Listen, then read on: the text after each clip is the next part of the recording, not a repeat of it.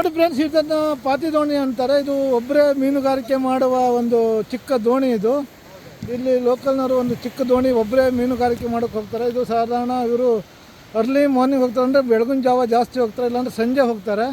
ಇದು ಒಬ್ಬರೇ ಹೋಗಿ ಅವರ ಒಂದು ಸಣ್ಣ ಪ್ರಮಾಣದಲ್ಲಿ ಮೀನುಗಾರಿಕೆ. ಆದರೆ ಇದು ಯಾವುದು ಇಂಜನ್ ಏನಿರಲ್ಲ, ಮ್ಯಾನ್ಯುವಲ್ ಆಗಿ ಅವರೇ ಇದನ್ನು ರೆಡಿ ಮಾಡ್ಕೊಂಡು ಹೋಗ್ತಾರೆ. ಇದಕ್ಕೆ ಯಾವುದೇ ಇಂಜನ್ ಇಲ್ಲ. ಇದು ಪಾತಿ ದೋಣಿ ಅಂತ. ಇದಕ್ಕೆ ತುಂಬ ಇದರಲ್ಲಿ ತರು ಮೀನು ತುಂಬ ತಾಜಾನೂ ಇರುತ್ತೆ ಮತ್ತು ತುಂಬ ಡಿಮ್ಯಾಂಡ್ ಇರುತ್ತೆ. ಪಾತಿ ದೋಣಿ ಮೀನಿಗೆ ತುಂಬ ಜಾಸ್ತಿ ದುಡ್ಡು ಕೊಟ್ಟು ತಗೊಳ್ತಾರೆ. ಯಾಕಂದರೆ ಇದರಲ್ಲಿ ಬರೋ ಮೀನು ತುಂಬ ಟೇಸ್ಟ್ ಆಗಿರುತ್ತೆ ಅಂತ ನ್ಯಾಚುರಲ್ ಆಗಿ ಮ್ಯಾನ್ಯುವಲ್ ಆಗಿ ಮಾಡ್ತಾರೆ.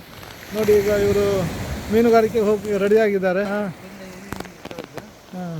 ಇಲ್ಲಿ ನೋಡಿ, ಇವರೊಬ್ಬರೇ ಅದನ್ನು ಎಳ್ಕೊಂಡು ಹೋಗ್ತಾರೆ. ಒನ್ ಮ್ಯಾನ್ ಶೋ ಇದು. ಒಬ್ಬರೇ ಎಳ್ಕೊಂಡು ಹೋಗಿ ಒಬ್ಬರೇ ಅದು ಮೀನುಗಾರಿಕೆ ಮಾಡ್ತಾರೆ. ಇದು ಭಟ್ಕಳದಲ್ಲಿ ಜಾಸ್ತಿ ಇದೆ ಈ ಥರ ಮೀನುಗಾರಿಕೆ ಪಾತಿ ದೋಣಿದು. ನೋಡಿ, ಹೀಗೆ ಒಬ್ಬರೇ ಅವರು ನೀರಿಗೆ ತಗೋಗ್ತಾರೆ. ಅದನ್ನು ಒಬ್ಬರೇ ಅವರು ನೀರಲ್ಲಿ ಇದು ಮಾಡ್ತಾರೆ. ಸ್ವಲ್ಪ ರಿಸ್ಕ್ ಇರುತ್ತೆ.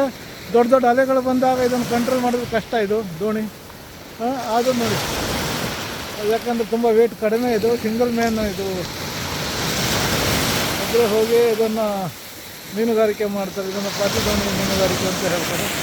ನೋಡಿ, ಹೇಳಿ ಸರ್, ಇದು ಡೈಲಿ ಹೋಗ್ತೀರಾ ಈ ಥರ ನೀವು ಮೀನುಗಾರಿಕೆ ಮಾಡಲಿಕ್ಕೆ? ನೈಟು ಮತ್ತು ಡೇ ಹೋಗ್ತಾನೆ ಇರ್ತೇವೆ. ಆದರೆ ಕೆಲವು ಟೈಮ್ನಲ್ಲಿ ಹೋಗ್ಲಿಕ್ಕೆ ಆಗುದಿಲ್ಲ, ತಪ್ಪಿರ್ತದೆ. ಕೆಲವು ಫ್ರೀ ಇದ್ದಾವಾಗ, ಕ್ಲಿಯರ್ ಇದ್ದಾವಾಗ ಎಷ್ಟು ಟೈಮ್ಗೆ ಹೋಗಿ ಬರ್ತಾ ಇರ್ತೇವೆ. ಏನು ಮೀನೆಲ್ಲ ಸಿಗುತ್ತೆ ಇದರಲ್ಲಿ? ಬೈಗಿ ಸಿಗ್ತದೆ, ಬಂಗಡ ಎಲ್ಲ ಸಿಗುತ್ತೆ, ರಬ್ಬಾಯಿ ಸಿಗ್ತದೆ, ಬೈಗಿ ಸಿಗ್ತದೆ, ಎಲ್ಲ ಮೀನು ಸಿಗ್ತದೆ. ನಾವು ಈ ಪಾತಿಯಲ್ಲೇ ಈಗ ಇದು ಮಾಡೋದು. ಓಕೆ, ಊರಿನಲ್ಲಿರುವವರು ಈ ಥರ ಎಷ್ಟು ಜನ ಹೋಗ್ತಾರೆ ಪ್ರತಿದಿನ? ಸಾಧಾರಣ ಒಂದು 150-200 ಜನ ಹೋಗ್ತಾರಾ? ಸಾಧಾರಣ 400 ಜನ ತನಕ ಊರಲ್ಲಿ ಇದ್ದಾರೆ. ಇದನ್ನೇ ನಂಬ್ಕೊಂಡಿದ್ದಾರೆ ಫುಲ್ ಟೈಮ್. ಸಮುದ್ರ ದಂಧೆನೇ ನಂಬ್ಕೊಂಡಿದ್ದಾರೆ. ಇನ್ನು ದುಡಿಮೆ ಆಗುತ್ತೆ, ಒಂದು ಸಂಸಾರಕ್ಕೆ ಆಗುವಷ್ಟು ಆಗುತ್ತೆ. ಒಂದು ಏನೋ ಒಂದು ಕಷ್ಟಪಟ್ಟರೆ ಒಂದು ದಿವಸ ಹಾಗೆ, ಒಂದು ದಿವಸ ಹೀಗೆ, ಒಂದು ದಿವಸ ಇರ್ತದೆ, ಒಂದು ದಿವಸ ಇರುವುದಿಲ್ಲ. ಒಂದೊಂದು ಸಿಕ್ಕಿದ್ರೆ ಫುಲ್ ಮೀನು ಸಿಗ್ತದೆ, ಒಂದೊಂದು ದಿವಸ ಏನೂ ಸಿಗುವುದಿಲ್ಲ. ನನ್ನ ಹೆಸರು ಗೋಯ್ದ ಅಂತ ಹೇಳಿ. ಹಾಂ, ಈಗ ನೀವು ಪಾತಿ ದೋಣಿಯಲ್ಲಿ ಬಂದಿದ್ರಿ ಮೀನುಗಾರಿಕೆ ಮಾಡ್ಲಿಕ್ಕೆ. ಹೇಳಿ, ಏನೆಲ್ಲ ಮೀನು ಸಿಗುತ್ತೆ ಇದೆಲ್ಲ? ಇದರಲ್ಲಿ ಬಂಗುಡೆ ಸಿಗುತ್ತೆ, ರಬ್ಬಾಯಿ ಸಿಗುತ್ತೆ, ಬೈಗೆ ಸಿಗುತ್ತೆ, ಮತ್ತೆ ಕೆಲವು ಮೀನು ಈ ಚಿಲ್ಲರೆ ಮೀನೆಲ್ಲ ಸಿಗುತ್ತದೆ. ಎಷ್ಟು ವರ್ಷದಿಂದ ಮಾಡ್ತಾ ಇದ್ರು? ನಾವು ಸಾಧಾರಣ ಅಂದ್ರೆ ಈ ದಂಧೆ ಮಾಡ್ಲಿ ಹಾಕೊಂಡು ಸಾಧಾರಣ ಒಂದು 45 ವರ್ಷ ಆಯ್ತು. ಅದು ಸ್ವಲ್ಪ ರಿಸ್ಕ್ ಇರುತ್ತಲ್ಲ, ಈ ಮಳೆಗಾಲ ತುಫಾನ ರಪ್ಪಿನಲ್ಲಿ ತುಂಬಾ ರಿಸ್ಕ್ ಇದು. ಹೌದೌದು. ಯಾಕಂದ್ರೆ ರಿಸ್ಕ್ ನಲ್ಲೇ ನಾವು ದಂಧೆ ಮಾಡಬೇಕು. ಈಗ ಖಾಲಿ ಈಗ ಇದರಲ್ಲಿ ಹೊಳೆಯಲ್ಲಿ ದಂಧೆ ಮಾಡಿದಾಗಲ್ಲ ಇದು ತುಂಬಾ ಸಿಕ್ಕಾಪಟ್ಟೆ ರಿಸ್ಕ್ ಇದೆ. ಇದು ಈ ಸಮುದ್ರ ದಂಧೆಯಲ್ಲಿ ಕೈಗಾರಿಕೆದವರಿಗೆ ಈ ಬೋಟ್ನಲ್ಲಿ ಇದರಲ್ಲೆಲ್ಲ ಏನು ಇಷ್ಟೆಲ್ಲ ಕಷ್ಟ ಇದಾಗುದಿಲ್ಲ. ಯಾಕಂದ್ರೆ ಅವರು ದೊಡ್ಡ ಇದರಲ್ಲಿ ಓಡಾಡ್ತಾರೆ. ಈ ಕೈಗಾರಿಕೆಯಲ್ಲಿ ತುಂಬಾ ಕಷ್ಟ, ರಿಸ್ಕ್ ಇದೆ. ಎಷ್ಟು ಆಳ ತನಕ ಹೋಗ್ತೀರಿ? ಇದು ಸಾಧಾರಣ ನಾವು ಒಂದು 10 ಆಳ ತನಕ ನಾವು ಹೋಗ್ತೇವೆ. 10 ಆಳ ಅಂದ್ರೆ 15 ಆಳ ಅಂದ್ರೆ ಒಂದು 20 ಮೀಟರ್ ತನಕ ಹೋಗ್ತೇವೆ.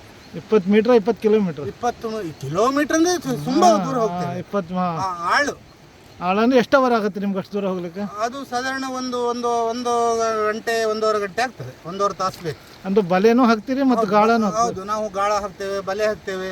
ಈಗ ಒಂದೊಂದು ಇದು ಯಾವ್ದಾವ್ದು ಇದಕ್ಕೆ ನಮ್ಗೆ ದಂಧೆಗೆ ಮೀನು ಸಿಗ್ತದೆ, ಆ ದಂಧೆಯನ್ನು ನಾವು ಮಾಡ್ಬೇಕಾಗ್ತದೆ. ಈಗ ಹೋದ್ಮೇಲೆ ಯಾವ ಸೀಸನ್ದಲ್ಲಿ ಜಾಸ್ತಿ ಸಿಗುತ್ತೆ ಇದು? ಅದು ಈಗ ಮಳೆಗಾಲದಲ್ಲಿ ಸ್ವಲ್ಪ ಜಾಸ್ತಿ ಮೀನು ಸಿಗ್ತದೆ. ಮಳೆಗಾಲದಲ್ಲಿ ಯಾಕಂದ್ರೆ ರಪ್ಪು ಸ್ವಲ್ಪ ಇದರಲ್ಲಿ ಯಾವುದು ಈ ಆಗಸ್ಟ್ನಲ್ಲಿ ಸ್ವಲ್ಪ ಮೀನು ಜಾಸ್ತಿ ಸಿಗ್ತದೆ. ಈ ಆವಾಗ ಸ್ವಲ್ಪ ಮೀನು ಇದು ನೀರಿನಲ್ಲಿ ಥಂಡಿ ಅಂಶ ಇರ್ತದೆ, ಮೀನು ಸ್ವಲ್ಪ ಕರೆ ಬರ್ತದೆ. ಈಗ ಮೀನು ಅದ್ರ ನಂತರ ಸ್ವಲ್ಪ ಈ ಆಗಸ್ಟ್, ಅಕ್ಟೋಬರ್, ನವೆಂಬರ್ನಲ್ಲಿ ಸ್ವಲ್ಪ ನೀರು ಬೆಚ್ಚಗಾಗ್ತಾ ಹೋಗ್ತದೆ. ಸೂರ್ಯನ ನೆಸಲು ಜಾಸ್ತಿ ಬರ್ತದೆ, ಆವಾಗ ನೀರು ಸ್ವಲ್ಪ ಬೆಚ್ಚಗಾಗ್ತದೆ, ಮೀನು ಎಲ್ಲ ಹೊರಗೆ ಹೋಗ್ತದೆ. ಆವಾಗ ಸ್ವಲ್ಪ ಭಾರಿ ಕಷ್ಟಪಡಬೇಕಾಗ್ತದೆ. ಈಗ ಫಸ್ಟ್ ಆಗಸ್ಟ್ನಲ್ಲಿ ಎಲ್ಲ ಸ್ವಲ್ಪ ಮೀನು ಕರೆಯಲ್ಲಿ ಇರ್ತದೆ. ಸ್ವಲ್ಪ ನಮಗೆ ಅಷ್ಟೊಂದು ಇದಾಗುದಿಲ್ಲ, ಫ್ಯಾಮಿಲಿಗೆ ಆಗೋಷ್ಟು ಆಗುತ್ತೆ, ಸಿಗುತ್ತದೆ, ಏನು ತೊಂದರೆ. ಒಮ್ಮೊಮ್ಮೆ ದೊಡ್ಡ ಹಳೆ ಬಂದ್ರೆ ಮುಳುಗುತ್ತಲ್ಲ ಇದು? ಹೌದು, ಮರಿಗೆ ಮುಳುಗುತ್ತೇವೆ. ಆದ್ರೆ ನಾವು ಅದರಲ್ಲಿ ಇದೇ ದಂಧೆ ನಾವು ಮಾಡ್ಕೊಂಡು ಹುಟ್ಟಿಂದಾಗಿದ್ದಿಂದ ನಾವು ಸಣ್ಣಿಂದ ಇದೇ ದಂಧೆಯಲ್ಲಿ ನಾವು ಮಾಡ್ಕೊಂಡು ಬಂದದ್ದು. ಅದಕ್ಕೋಸ್ಕರವಾಗಿ ನಮ್ಗೆ ಅಷ್ಟೊಂದು ಇದೊಂದು ಕಷ್ಟ ಅನ್ಸೋದಿಲ್ಲ. ಸಣ್ಣಿಂದ ನಾವು ಇದೇ ನಮ್ದು ದಂಧೆ ಆಗಿಬಿಟ್ಟಿದೆ. ಯಾವುದು ನಾವು ದುಡಿಯುವಂತ, ನಾವು ಇದರಲ್ಲೇ ಜೀವನ ಮಾಡಬೇಕು. ಫ್ಯಾಮಿಲಿ ಮಕ್ಕಳಿದ್ದಾರೆ, ಏನೆಲ್ಲ ಓದ್ತಾ ಇದ್ದಾರೆ, ಇದರಲ್ಲೇ ನಾವು ಜೀವನ ಮಾಡಬೇಕು. ಇದೇ ನಮ್ಮ ದಂಧೆ. ಊರಿನಲ್ಲಿ ನಾವು ಕೆಲಸ ಮಾಡುವವರಿಗೆ, ಕೈಗಾರಿಕೆ ಮಾಡುವವರಿಗೆ, ಈ ಬೋಟ್ಗೆ ಹೋಗುವವರಿಗೆಲ್ಲ ಬೋಟ್ ದಂಧೆ ನಡೆಸ್ಕೊಂಡು ಹೋಗ್ತಾರೆ. ಇದು ತುಂಬಾ ಚೆನ್ನಾಗಿದೆ ಸೋಡಿಗೆದ್ದೆ ಏರಿಯಾ ಪ್ರದೇಶದಲ್ಲಿ. ಹೌದೌದು, ಇಲ್ಲಿ ಒಂದು ಮೀನುಗಾರಿಕೆ ಬಂದರು ಬರುತ್ತೆ ಅಂತ ಹೇಳ್ತಾರೆ. ಹೌದು, ಇಲ್ಲಿ ಊರಿನಲ್ಲೂ ಬಂದರು ಇದೆ. ನೋಡಿ ಫ್ರೆಂಡ್ಸ್, ಈಗ ನಾವು ಈ ಪಾತಿ ದೋಣಿಯಲ್ಲೇ ಕೂತಿದ್ದೇವೆ. ಹೇಗಿದೆ ನೋಡಿ ಇದು ಇವ್ರ ಸಿನಾರಿಯೋ. ಇದು ನಮ್ಮ ಸಮುದ್ರ ಮಧ್ಯದಲ್ಲೇ ಇದ್ದೀವಿ ಈಗ. ಈ ದೋಣಿಯಲ್ಲಿ ನಾವು ಇದ್ದೀವಿ ಸಮುದ್ರ ಮಧ್ಯದಲ್ಲಿ. ನೋಡಿ ನೋಡಿ ನೋಡಿ ಇವರು ದೋಣಿ ನಡೆಸ್ತಾ ಇದ್ದಾರೆ ನೋಡಿ. ಇದು ತುಂಬ ರಿಸ್ಕ್ ಇದೆ ಇದು ಬಿಸ್ನೆಸ್ಸು. ಆದರೂ ಇವ್ರಿಗೆ ಇದೊಂದು ಕಾಯಕ, ಪ್ರತಿದಿನ ಇದೇ ಮಾಡ್ತಾ ಇರ್ತಾರೆ. ಇದು ನೋಡಿ, ಇದು ಸಮುದ್ರ ಮಧ್ಯದಲ್ಲಿ ಒಂದೊಂದು ಚಿಕ್ಕ ದೋಣಿಯಲ್ಲಿ ತಮ್ಮ ಜೀವನದ ಬಂಡಿ ಸಾಗಿಸ್ಲಿಕ್ಕೆ, ಸಂಸಾರ ಸಾಗರ ಸಾಗಿಸ್ಲಿಕ್ಕೆ ಇವರೇ ಸಂಸಾರ ಸಾಗರ. ಅದು ಸಂಸಾರ ಸಾಗರ ದಾಟೋದೇ ಕಷ್ಟ ಅಂತಾರೆ ನೋಡಿ.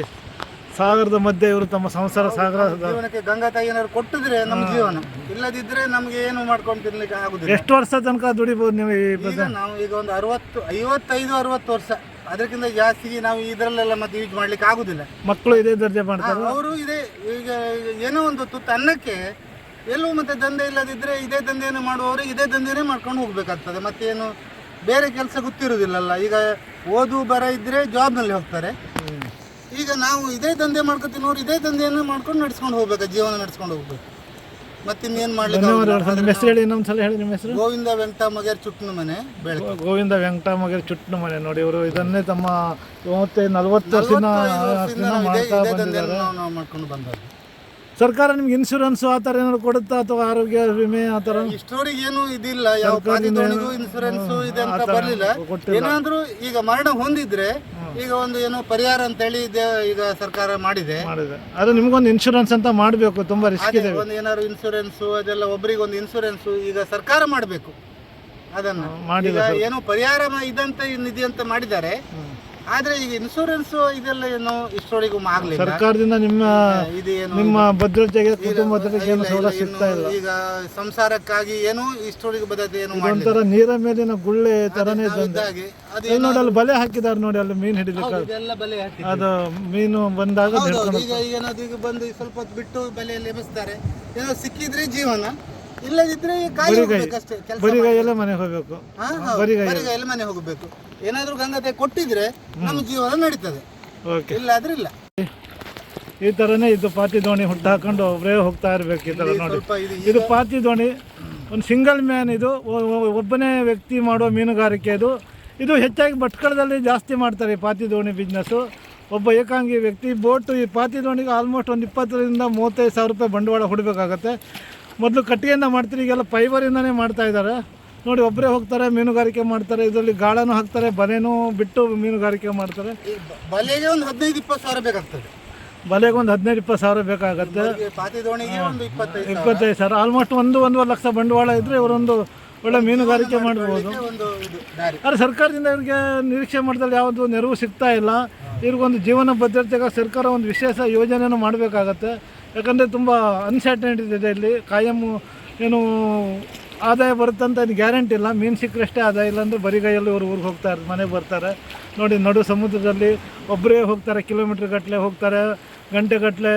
ಹೆಚ್ಚಾಗಿ ಬೆಳಗಿನ ಜಾವ ಹೋಗ್ತಾರೆ ಮತ್ತು ಸಂಜೆ ಹೋಗ್ತಾರೆ. ಬೆಳಿಗ್ಗೆ ಆದ್ರೆ ಎಷ್ಟು ಗಂಟೆ ಹೋಗ್ತೀರಿ? ಬೆಳಿಗ್ಗೆ ಆದರೆ ಬೆಳಿಗ್ಗೆ 4 ಗಂಟೆಗೆ 4 ಗಂಟೆ ಹೋಗ್ತಾರೆ. ವಾಪಸ್ ಬರೋದು ಎಷ್ಟು? 8 ಗಂಟೆಗೆ ಬರೋದು. ಸಂಜೆನೂ ಹೋಗ್ತಾರೆ. ಸಂಜೆ ಸಾಯಂಕಾಲ ಒಂದು 6 ಗಂಟೆ ನಂತರ ಹೋಗ್ತೇವೆ. ಎಷ್ಟು ಗಂಟೆ ವಾಪಸ್ ಬರ್ತೀವಿ? ಅಲ್ಲಿ ಮತ್ತೆ 7:30-8 ಗಂಟೆಗೆ. ಓಕೆ, ಧನ್ಯವಾದಗಳು ಸರ್. ನೋಡಿ ಸರ್, ಈಗ ಅವರು ಮೀನುಗಾರಿಕೆ ಮುಗಿಸ್ಕೊಂಡು ಬಂದರು. ಈಗ ನೋಡಿ, ದೋಣಿನ ಒಬ್ಬರೇ ಮೇಲೆ ಹಾಕ್ತಾರೆ. ಯಾಕಂದರೆ ಒನ್ ಮ್ಯಾನ್ ಶೋ ಇದು. ಒಬ್ಬರೇ ಮೇಲೆ ಹಾಕ್ತಾರೆ ನೋಡಿ. ತುಂಬ ಕಷ್ಟಜೀವಿಗಳು ಇವರು. ಪ್ರತಿದಿನ ಕಷ್ಟಪಡಬೇಕು. ಯಾವುದೇ ಭದ್ರತೆ ಇಲ್ಲ, ಆದಾಯದ ಗ್ಯಾರಂಟಿನೇ ಇಲ್ಲ. ಎಷ್ಟೇ ಬರುತ್ತೆ ಅಂತ ಹೇಳೋಕ್ಕಾಗಲ್ಲ. ಇದು ಒಬ್ಬರೇ ಹ್ಯಾಂಡಲ್ ಮಾಡುವ ಮೀನುಗಾರಿಕೆ ನೋಡಿ. ಪಾತಿ ದೋಣಿ ಈ ಥರ ಪ್ರತಿದಿನ ಇದೇ ಕಾಯಕ ನೋಡಿ. ಇಷ್ಟೆಲ್ಲ ಇದೆ ದೋಣಿ, ಪಾತಿ ದೋಣಿ.